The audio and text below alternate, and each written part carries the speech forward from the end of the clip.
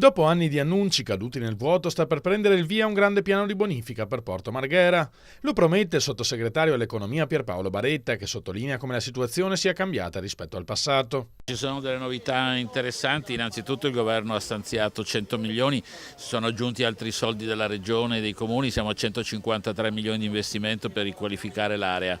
Poi c'è stata la riconversione della raffineria dell'Eni in produzioni green, c'è stato l'investimento dell'Expo con il padiglione nuovo, insomma mi sembra che qualcosa si muove, è il momento di cogliere l'opportunità. La grande industria non può morire, gli fa eco la capolista della Civica Moletti Presidente Alessandra Poggiani, è troppo importante per il tessuto produttivo della regione.